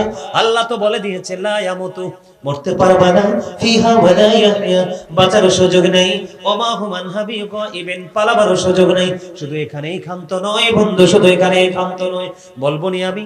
ও বন্ধু, আমি আপনাদেরকে বলে দেই, জাহান্নামীদের জন্য খাবার আছে বরাদ্দ। এই খাবারটার নাম হলো বন্ধু তিনাতুল খাবার। নাউজুবিল্লাহ বলেন না। ইয়া রাসূলুল্লাহ, এই তিনাতুল খাবারটা কি? আরেকটা জাহান্নামের নিংড়ানো রক্তপুঞ্জ। নাউজুবিল্লাহ বলেন না। আরেকটা খাবার আছে, সেটার নাম হলো বন্ধু জাক্কুম। এই জাক্কুম এত বিষাক্ত বন্ধু, বর্তমানে যদি খারাপের জমিনে একটা ফোঁটা জাক্কুম যদি এই মুহূর্তে পড়ে, গোটা পৃথিবীর মাটি বন্ধু বিষাক্ত হয়ে যাবে। কিয়ামত পর্যন্ত এই পৃথিবীর মাটিতে কোনো শস্য জন্ম হবে না। জাহান্নামীদেরকে খাবারটা বন্ধু ভক্ষণ করতে হবে। জোরে জোরে বলেন না নাউজুবিল্লাহ। বন্ধু, এত সুন্দর করে বানাইলো আমার আল্লাহ মানুষ, এই মানুষগুলো কেমনে তো সুন্দর হয়ে গেল? দুনিয়ার লোভ, কিসের লোভ? কথা বলেন না কেন? আজকে যে মানুষগুলো রাস্তাঘাটে এখনো পর্যন্ত আছে, কোনো কাজ নাই, তারা জানে না আল্লাহ বলেছেন ইন্না বাতশা রাব্বিকা লাশাদীদ, আল্লাহ ধরবে খুব শক্তভাবে। ইন্নাল্লাহা সারিউল হিসাব, আল্লাহ হিসাব নিবে বন্ধু খুব তৎপরতার সাথে। জোরে জোরে কন্না আল্লাহু আকবার। এই কথা বলেন না কেন? বন্ধুরে আমার, আপনি হিসাব দিতে হবে, অ্যারেস্ট হতে হবে, বাঁচতেও পারবেন না, মরতেও পারবেন না, পালাতেও পারবেন না। গরম যখন আসে আমরা বিভিন্ন ধরনের ঠান্ডা জিনিস খাই, বিশেষ করে পানি খাই কি খাই না? জাহান্নামীদের জন্য বন্ধু আযাব, খাবারের ব্যবস্থা আছে, পানি। এত গরম হবে ও বন্ধু, মাথা দিয়ে ঢেলে দেওয়া হবে, মাথা দিয়ে ডালতে দেরি রে, পেটের মধ্যে ঢুকতে দেরি করবে না। ও বন্ধু, পেটের মধ্যে ঢোকার পরে সবকিছু লিকুইড হয়ে বের হতে থাকবে বন্ধু, কান্না করতে থাকবে রে, হাহাকার করতে থাকবে। কত নিষ্ঠুর হবে আচরণ, কত নিঠুর হবে সেই পরিবেশ রে বন্ধু। কে দিবে রে সেদিন সান্ত্বনা? কে হবে তোমার বন্ধু? কারণ তুমি আল্লাহর কথাও মানে নাই, রাসূলের কথাও মানে নাই, এবং তোমার সামনে ছিল হক্কানি আলেম, সব সময় সত্য কথা বলেছে, এগুলো তুমি মানো নাই। তাহলে বন্ধু তুমি কাউকে খুঁজে পাবা না। আমি যদি উল্টা দিকে যাই, ও বন্ধু আপনাদের মাঝে আছে না আল্লাহ ওয়ালা নারী পুরুষ ভাই বাবার আছে, মা বোনের আছে না নাই? জাহান্নামীদের জন্য খাবার বরাদ্দ উত্তপ্ত গরম পানি বন্ধু, কলিজা ছিঁড়ে যাবে, মোমের মতো গলতে থাকবে, লিকুইড হয়ে বের হতে থাকবে বন্ধু। কিন্তু যদি তুমি জান্নাতি হতে পারো রে, তোমার জন্য বরাদ্দ হবে 4টা নদী। কয়টা? 4টা নহর। একটা হলো দুধের, একটা হলো মধুর, একটা হলো শরবতের, একটা হলো পানি। তোমার জন্য 4টা নহর বরাদ্দ থাকবে, 4টা নদী বন্ধু বরাদ্দ থাকবে। তোমার যেটা মন চায় সেটাই তুমি খেতে পারবে, খাইতে পারবা, প্রস্রাব হবে না, পায়খানা হবে না, ঢেকুর আসবে তো ফিনিশ হয়ে যাবে। সুবহানাল্লাহ বলেন না কেন? আর জোরে বলেন না সুবহানাল্লাহ। জাহান্নামীদের আযাবের কথা বলে বন্ধু শেষ করতে পারবো না। এই পৃথিবী থেকে সূর্যটা 9,13,00,000 মাইল দূরে, সূর্যের আলো পৃথিবীতে আসতে সময় লাগে মাত্র 8 মিনিট 20 সেকেন্ড। প্রতি সেকেন্ডে 1,86,000 মাইল বেগে পৃথিবীর দিকে ছুটে আসে, অনেক আবরণ ভেদ করে আসে। আমরা সূর্যের তাপ সহ্য করতে পারি না। কাল কিয়ামতের দিন তোমরা দেখতে পাবে বন্ধু, ওই সূর্য তোমার মাথার উপরে সরাসরি সোহাগ উপরে থাকবে রে বন্ধু। এত তাপ হবে, মগজটা উতরাইতে থাকবে, ঘামতে থাকবে, দুর্গন্ধযুক্ত হয়ে যাবে পরিবেশ। এই দুর্গন্ধের মধ্যে মানুষগুলো ডুবে থাকবে, কান্না করতে থাকবে, চিৎকার করতে থাকবে, হাহাকার করতে থাকবে রে। কি হবে রে বন্ধু সেদিন উপায়? কিন্তু আজকে যেই যুবক শুরু থেকে পর্যন্ত পাঞ্জাবি পরো নাই, টুপি পরো নাই, কিন্তু প্রেম নিয়ে মাহফিলে বসেছো, শিক্ষার জন্য বসেছো, যৌবনকালে মুরব্বিদের হিসাব কিন্তু আলাদা। যেই মুরব্বি আল্লাহর গোলামি করতে করতে করতে করতে বুড়া হয়ে গেল, দাড়ি পেকে গেল, চুল পেকে গেল, এখনো আল্লাহরে খোঁজে, আমার আল্লাহ ওই মুরব্বিদেরকে জাহান্নামে দিবে না। আমার আল্লাহ বলছে দাড়ি পাকনা মুরব্বি ওই জাহান্নামে দিতে আল্লাহর নিজেরই শরম লাগে। সুবহানাল্লাহ বলেন না। বন্ধু সবচেয়ে বড় বিপদ হলো যুবকদেরকে নিয়ে। সবচেয়ে বড় বিপজ্জনক এক পর্যায়ে আছে যুবকেরা।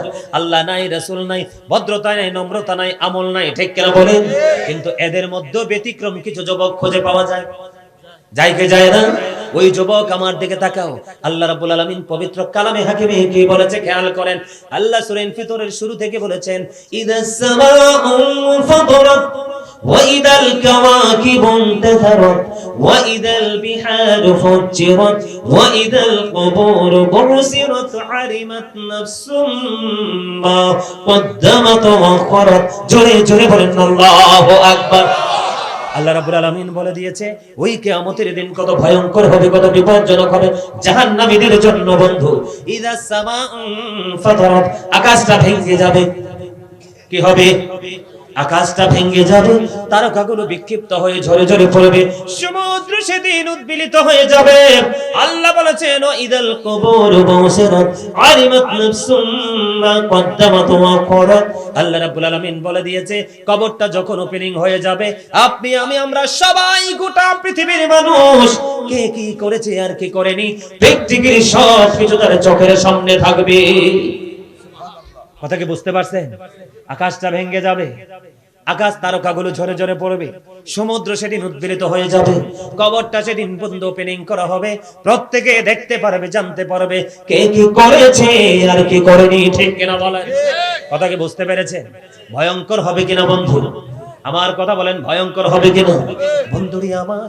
ও বন্ধু, বন্যার পানি যেমনি করে আসে, ও বন্ধু বন্যার পানি যেমনি করে এসে মানুষকে গ্রাস করে ফেলে, জাহান্নামের আগুনটাও মানুষকে এমন করে গ্রাস করে ফেলবে। বলে হুজুর আমি সেই আগুন থেকে বাঁচতে চাই। আমি আপনাদেরকে বলে দিতে চাই, বাড়িতে যখন আগুন লাগে, কোন দালান কোঠায় যখন আগুন লাগে, ফায়ার সার্ভিসের লোক এসে বন্ধু পানি দিয়ে আগুন নেভায়। বলে হুজুর আমি জাহান্নাম থেকে বাঁচতে চাই গো, আমি জাহান্নাম থেকে বাঁচতে চাই। বন্ধু ফুলচেরাতের পলটা 30,000 বছরের রাস্তা হয়ে যাবে, চুলের চাইতে চিকন হবে, হীরার চাইতে দার হয়ে যাবে। জাহান্নামের আগুনটা এত ভয়ঙ্কর, এটা এত গভীর হবে, উপর থেকে তলদেশে গিয়ে পৌঁছতে, জাহান্নামের উপর থেকে তলদেশে গিয়ে পৌঁছতে কমপক্ষে সময় লাগবে 70 বছর। কত বছর? গভীরতা পড়তে পড়তে ছাই হতে হতে নিচে ডাবা, আবার পুনর্ভ তৈরি হবা, বাঁচতে পারবা না, মরতে পারবা না, পালাতে পারবা না। কত ভয়ঙ্কর এই জাহান্নামের আগুন থেকে যদি তুমি বাঁচতে চাও, বলে হুজুর আমি বাঁচতে চাই গো। ও বন্ধু, বাঁচতে চাইলে একটা অপশন তোমার হাতে আছে, সেই অপশনটা হলো তুমি তওবা করো, নির্জনে বসে বসে কাঁদো, ওই চোখের পানি হাসরের ময়দানে জাহান্নামের আগুনকে শক্তভাবে প্রতিহত করবে। জোরে জোরে বলেন না সুবহানাল্লাহ। যেটা আমি বলতে চেয়েছিলাম, আকাশ সেদিন ভেঙে যাবে, তারকাগুলো ঝরে যাবে, সমুদ্র সেদিন উদ্বেলিত হয়ে যাবে, বন্ধু কিছুই থাকবে না, শুধু থাকবে আল্লাহর আরশ। এই আরশের ছায়ার নিচে যত দলকে জায়গা দেবে, এর মধ্যে একটা দল হলো যুবক, যারা যৌবনকালে আল্লাহর গোলামি করেছে, তওবা করেছে, আল্লাহর জন্য রাসূলের জন্য পাগল হয়েছে। জোরে জোরে বলেন না সুবহানাল্লাহ। নারী পুরুষ একত্রিত হয়ে উঠবে। কি হয়ে উঠবে? একত্রিত হয়ে উঠবে। উলঙ্গ থাকবে পুরুষরা, এখন খতনা করা অবস্থায় নেই ইমানদাররা, হাসরের ময়দানে খতনাবিহীন অবস্থায় উঠবে, পোশাক থাকবে না। মা আয়েশা প্রশ্ন করলো, নারী পুরুষকে একজন আরেকজনের দিকে তাকাবে না? আমার রাসূল বললেন, না রে আয়েশা, না, এত ভয়ঙ্কর হবে সেই দিনটা, একজন নারী একজন পুরুষের দিকে তাকাইবার কোনো খবর থাকবে না। শুধু এইটা না, একটা মা তার বাচ্চা প্রসব হওয়ার আগেই গর্ভপাত করে ফেলবে, সেটা বুঝতেও পারবে না। এত ভয়ঙ্কর হবে সেই দিনটা। নাউজুবিল্লাহ বলেন না আরো জোরে। একটা অবলা প্রাণী বাচ্চা দিবে, কি দিবে? গরু বাচ্চা দেয় না? কথা বলেন না।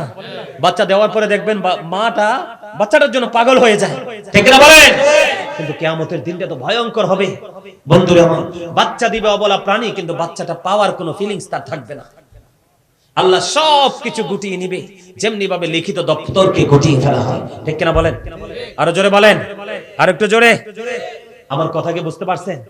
তাহলে এইগুলো থেকে বাঁচতে হলে সর্বপ্রথম আপনাদেরকে কাজ করতে হবে, সুদ ছাড়তে হবে। কইতাম নি একটু 2 লাইন সুদ নিয়ে একটু কইতাম নি? আপনারা রাগ হইতেন না তো? কেউ রাগ হবেন না তো? আমার দিকে তাকান। আমার নবীজি মেরাজে গেল, আমার নবীজি মেরাজে গিয়ে জান্নাতও দেখলেন, জাহান্নামও দেখলেন। জান্নাতের দিকে তাকাইয়া দেখলেন শুধু গরিব মানুষ আর পুরুষ। সুবহানাল্লাহ। মজা হয় না তো? আরে আরো জোরে, আরো জোরে। খাবারে লবণ না দিলে খাইতে পারবেন নি? কেন? Thank you very much. লবণ না দিলে যেমনি খাবার মজা হয় না, প্রেম না থাকলেও আমল মজা লাগে না। আপনি আমল করার আগে আল্লাহ রাসূলের সাথে প্রেম করে আসেন, চুক্তি করে আসেন। আরে মিয়া, জবাব কেমনি দিবেন আল্লাহর কাছে? যে আপনি যে দেহ নিয়ে অহংকার করেন, যখন আপনার এই দেহটা ছিল না, তখন তো আপনার আসল মানুষ হয়ে গেছে রূহের জগতে। কোনটা? আত্মাটা। সেই রূহের জগতে আল্লাহ সকল আত্মা নিয়ে মিটিং করেছে। আল্লাহ বলেছেন, আলাস্তু বিরাব্বিকুম, আমি কি তোমাদের প্রভু নই? তখন সকলে বলেছিলেন, ক্বালু বালা, হ্যাঁ আপনি আমাদের প্রভু। এখন কি আর সেই কথা আসি আমরা? এখন আমরা দুনিয়ার কথায় নাচি, ঠিক না বলেন? নবীজি জান্নাত জাহান্নাম দেখতেন, জান্নাতের দিকে তাকায়া দেখে জান্নাতের মধ্যে শুধু ধনী ধনী মানুষ আর মহিলা বেশি। জাহান্নামের মধ্যে কি দেখে? ধনী ধনী মানুষ আর মহিলা বেশি। আর জান্নাতের দিকে চাইয়া দেখে গরিব গরিব মানুষ আর পুরুষ বেশি। সুবহানাল্লাহ বলেন আরো জোরে। কারণ ধনীরা কিন্তু সবসময় সুখী না। The rich are not always happy. ধনীরা সবসময় সুখী নয়। The poor are born to suffer. গরিবরা জন্মগ্রহণ করেছে দুঃখ ভোগের জন্য, আর গরিবরা দুঃখ পায় বড় লোকদের কারণে। কথা কান না কেন? He is a rich man but characterless. সে ধনী কিন্তু চরিত্রহীন। আছে না নাই? আরো জোরে। এই জন্য ওরা যাবে জাহান্নামে, আর গরিব মানুষ লাতি কোনি মাইর খাইয়াও আল্লাহ রাসূল ছাড়ে না। না খাইলো মসজিদে, আরে ঘরে আছে সোয়াশের সাল আজকে লাগবে, এরপরও দেখবেন ভিক্ষুক গেলে দিয়ে দিবে এক মুঠ। আর বড় লোকের দরজায় গেলে মায়ের একটু মারিত পড়বে না। কথা কন না কেন? কেন বললাম এই কথার? সব বড় লোক তো আবার একরকম না, আল্লাহ ওয়ালাও আছে। এখন আমার যে বিষয়টা, নবীজি জাহান্নামের দিকে তাকায় দেখলেন এক একটা মানুষের পেট এক একটা ঘরের মতো বড় বড়। জিবরাইলকে বললেন, জিবরাইল ভাই এরা কারা?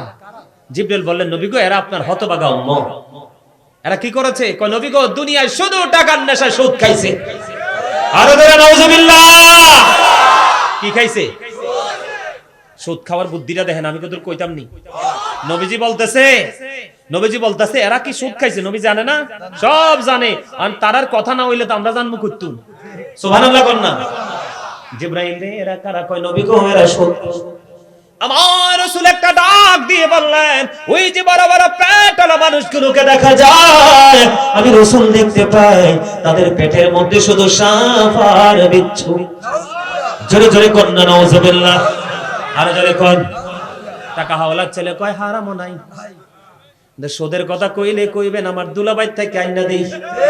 কথা কয় না কেন? কিছু মহিলা আছে সমাজে, দুষ্ট মহিলা। আপনার বউ রিকশাওয়ালার বউ যাবে, বাবু গো তোমার কাছে তো টাকা থাকে, কয়টা টাকা দেন? বলেন হারামও নাই, কে নাই। কিন্তু যখন বলবে বাবু মাস শেষে তোমাকে একটু ইন্টারেস্ট দিব, সুদ না কিন্তু, কি ইন্টারেস্ট। আর জোরে মুনাফা। কথা কয় না কেন? ও বন্ধু, এবার দেখবেন ওই দুষ্ট মহিলা ডাক দিয়ে বলবে, আমার বড় দুলাভাই তো বিদেশ থাকে, আপার কাছে টাকা চাই না দেই। কথা কয় না কেন? দোনোটাই মিথ্যাবাদী। আসলে মূলত হাওলাত দিবে না, সে সুদে দিবে। কথা কন না? মসজিদে পড়লে আজান সবার আগে যায়, নামাজ শেষে বাইরে সে সুদের টাকা খায়। নামাজ হইল না রে তোর, নামাজের লইলি না খবর। ও মনে ধরলি নামাজ, পড়লি নামাজ সারা জীবন ভোর। মনে ধরলি নামাজ, পড়লি নামাজ সারা জীবন ভোর। নামাজ হইল না রে তোর, নামাজের লইলি না খবর। মসজিদে পড়লে আজান সবার আগে যায়, নামাজ শেষে বাইরে এসে সুদের টাকা খায়।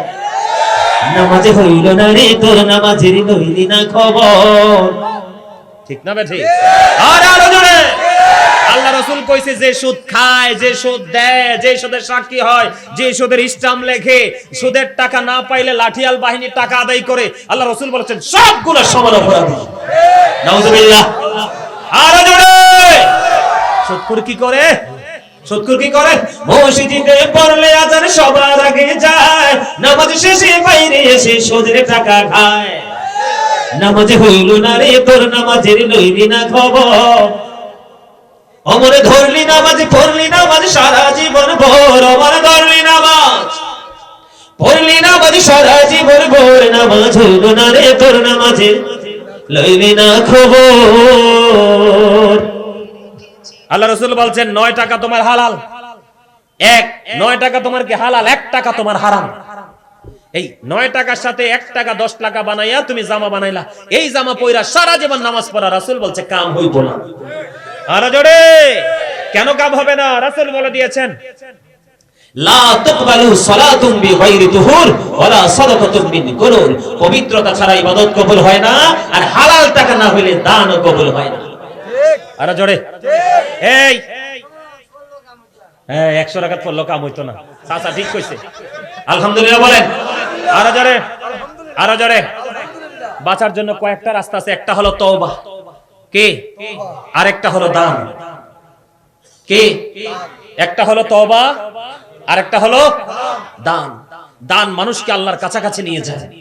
সুবহানাল্লাহ বলেন না? কেমনে? এদিক তাকান। আল্লাহ রাসূল বলেছেন, তুমি ছোট মসজিদ বানাও, বড় মসজিদ বানাও, মাটি দিয়া বানাও, বেড়া দিয়া বানাও, যেটা দিয়েই বানাও, দুনিয়ায় যদি তুমি কোন জান্নাতি ঘর, আল্লাহর ঘর, মসজিদ বানাইতে পারো, আল্লাহ রাসূল জানিয়ে দিয়েছে আল্লাহ তোমার জন্য জান্নাতি ঘর বানিয়ে রাখবে। আরো জোরে কন্না সুবহানাল্লাহ। আরো জোরে। ওমা দানের কথা কোনজন রাগ হই গেলেন? রাগ করছে? আমার গল্প শুনেন। আমার বাড়িটা এখান থেকে বেশি দূর না, ভৈরবপুর। কোথায়? ভৈরবপুর। কোথায়? খোঁজ নিয়ে যাবেন ভৈরবপুর। যাওয়ার পরে দেখেন, এদিকে তাকান, আমার গ্রামে 32 বছরের পুরনো মসজিদ। কি? 32 বছরের পুরনো মসজিদ। আমি একদম গুনাহগার। আমার এই এক হাতে 5 মাসে কমপ্লিট, একদম ফুল কমপ্লিট, ভিতর বাহির পুরো টাইলস করে। মারহাবা কর না কেন? চট্টগ্রাম থেকে আমার এক ভক্ত ফোন দিল, অনলাইনে দেখছে, হুজুর আপনি দি মসজিদ বানান, আপনি দি এখনো ভাড়া থাকেন, মানে মসজিদই বানাইতেছেন। তখন আমি আমার এই বক্তটাকে অত্যন্ত শ্রদ্ধার সাথে জবাব দিয়ে দিলাম, তোমার এই প্রশ্ন করার জন্য তোমাকে ধন্যবাদ, কিন্তু তুমি মনে রেখো ভাড়া বাড়িতে থাকলেও মরণ হবে রে, নিজে ঘর বানাইয়া থাকলেও মরণ হবে। আমার রাসূল বলে দিয়েছে দুনিয়ায় যে জান্নাতের ঘর বাইতুল্লাহ বানাবে, ওই বাইতুল্লাহ ওই পাগল ছাড়া জান্নাতে যাবে না। আমার রাসূল বলেছেন দুনিয়া তুমি আল্লাহর ঘর মসজিদ বানায় আসো, তোমার জন্য জান্নাতে আমি ঘর বানাইয়া রাখবো। এই দুনিয়ার ঘরের মতো হইবনি আমার আল্লাহর ঘর? আরে সুবহানাল্লাহ বলেন না। এই কথা আরেকটা মজা হলো, আজকে আপনাদের এখানে এসে মুসল্লি দেখে শান্তি লাগলো, মসজিদটা পুরো কানায় কানায় ভরা দেখলাম। এই আল্লাহ রাসূল বলেছেন মজা দেখেন, তুমি যতবার মসজিদে যাবা, কতবার? তুমি যতবার মসজিদে যাবা ততবারের বিনিময়ে আলাদা আলাদা ভাবে জান্নাতে, তুমি 10 বার গেছো, জান্নাতে তোমার 10 বারে আপ্যায়নের ব্যবস্থা হবে। তুমি 20 বার গিয়েছো, 20 বার জান্নাতে তোমার ফেরেশতারা আপ্যায়ন করাবে। সুবহানাল্লাহ বলেন। এখন আমাদের কি প্রেমের জগতে আছে নাকি? এই বেশি বেশি দান করে যাবেন, আপনাদের মসজিদে দান করা লাগবে, করবেন নি? কর ওমা কি রে, হ্যাঁ কোন সময় কইব? কইতে দেরি, উত্তর দিতে দেরি হইতো না। পাক্কা ইমানদারের চরিত্র হলো ওইটা। আমি কি কইছি বাড়ি বেচে দিতে, বউর গয়না বেচে দিতে, জায়গায় 1 ঘন্টা 2 ঘন্টা খেত বেচে দিতে কইছি? শোনেন ইসলাম কত প্রেমের। আল্লাহ রাসূল এক সাহাবীকে দেখতে গেলেন, সাহাবী অসুস্থ। এখন রাসূলকে দেখা তার আবেগ হয়ে গেল, সে ডেকে বলে নবী গো, আমার যে সম্পদ আছে সব আমি আল্লাহর জন্য কুরবানি করে দিব। নবী কয় না, সুবহানাল্লাহ বলেন না। না না, সবটা দান করা যাবে না। ইয়া রাসূলুল্লাহ তাহলে আমি অর্ধেক দান করে দেই? নবীজি বললেন না, অর্ধেকও করা যাবে না। ইয়া রাসূলুল্লাহ তাহলে আমি 1/3 দান করে দিব। তার মানে 3 ভাগের 1 ভাগ। কথা বলেন না কেন? 3 ভাগের, আমি 3 ভাগের 1 ভাগ, খেয়াল করেন, আমি 3 ভাগের 1 ভাগ দান করে দিব। নবীজি বললেন হ্যাঁ এটা তুমি করতে পারো। আপনি আমাকে প্রশ্ন করতে পারেন, বলে হুজুর কেন গো নবী তৃতীয়বার রাজি হয়ে গেল? রাজি হওয়ার কারণ হলো আমার রাসূল বলে দিয়েছেন যে তোমার ইন্তেকালের পরে তোমার সন্তান অন্যের কাছে ভিক্ষা করে খাবে, এমন অবস্থায় তুমি সন্তান রাইখা যাইও না। কারণ এই জন্য নবী শব্দ দানের কথা বলাতে না করে দিল, অর্ধেক বলাতেও না করে দিল। 3 ভাগের 1 ভাগ তুমি দান করে দাও। জোরে জোরে কন্যা সুবহানাল্লাহ। কারণ তুমি নিজের তোমার সন্তানের জন্য রেখে যাও, তোমার জন্য নিয়ে যাও। বলে হুজুর কেন গো? ওই দেন ওটা শুরু হইছে, বুঝা লাইছে যে হুজুরন কইবা আমরা মসজিদের জন্য কিছু দাও। এই বহেন বহেন বহেন, এদিক তাকান। এই আমি অনেক লং টাইম আলোচনা করছি না, মাঝে মাঝে যদি একটু ব্যতিক্রম ভাষায় 2.5 ঘন্টা, যদি আমি ব্যতিক্রম ভাষায় কথা না বলতাম আপনারা কি এভাবে বসে থাকতেন? এটা ওয়াজ করাতে হলে টিচারদের একটা কৌশল, স্টুডেন্টদের মনোযোগ যেন এখানে রাখে, সেই জন্য ক্লান্তি থেকে দূর করতে হয়। এই আব্দুল্লাহ ইবনে মাসউদ রাদিয়াল্লাহু তাআলা আনহু থেকে হাদিস বর্ণিত, খেয়াল করেন। আজকে আমি আপনাদের সামনে যেমনি ওয়াজ করছি, আল্লাহ রাসূল কি করতেছেন? সাহাবায়ে কেরামকে বললেন তোমাদের মধ্যে এমন কি কেউ আছো যে নিজের সম্পদের চাইতে ওয়ারিসের সম্পদ বেশি পছন্দ করো? আবার সাহাবায়ে কেরাম বলেন না গো নবী, আমাদের মধ্যে এমন কেউ নাই যে নিজের সম্পদের চাইতে ওয়ারিসের সম্পদ বেশি পছন্দ করি। আবার আমি তো বুঝতে পারিনি, তো পরে নবীজি ব্যাখ্যা করে দিলেন হাদিস শরীফ। নবীজি বলতেছে তুমি ইন্তেকাল করার আগে, মানে মরার আগে আল্লাহর সন্তুষ্টির জন্য যা দান করে যাবে এই সবগুলো তোমার সম্পদ। সুবহানাল্লাহ বলেন না কেন? তার মানে আপনি মরার আগে যা দান করে যাবেন, মসজিদে, মাদ্রাসায়, এতিম, অনাথ, রাস্তায়, মানে আল্লাহ যেই কাজে খুশি সেই কাজে দান করে যাবেন আল্লাহকে পাওয়ার জন্য। এই জন্য আপনি এই দান করার কারণে আল্লাহ রাসূল বলেন এগুলো সব তোমার একক সম্পদ। আর তুমি যেগুলো দুনিয়ায় রেখে যাও, জায়গা রেখে যাও, সোনা গয়না রেখে যাও, ব্যাংকে ভর্তি টাকা রেখে যাও সন্তানের জন্য, এইগুলো তোমার না, তোমার না, এইগুলো হলো তোমার ওয়ারিসের সম্পদ। কারণ তোমার উপার্জিত সম্পদ তোমার মরার পরে তুমি আর এখান থেকে এসে নিতে পারবা না। এই জন্য তোমার হায়াত থাকতে তুমি কি করো? দান করো। সুবহানাল্লাহ। আল্লাহ রাসূল কি কয় জানেননি? কয় তুমি অবসর ব্যস্ত হয়ে যাওয়ার আগে তুমি অবসর সময়কে কাজে লাগাও, তুমি অসুস্থ হওয়ার আগে তুমি তোমার সুস্থতাকে কাজে লাগাও, তোমার সম্পত্তি ফুরিয়ে যাওয়ার আগে তুমি দান সদকা করে আগায় রাখো। সুবহানাল্লাহ বলেন না কেন?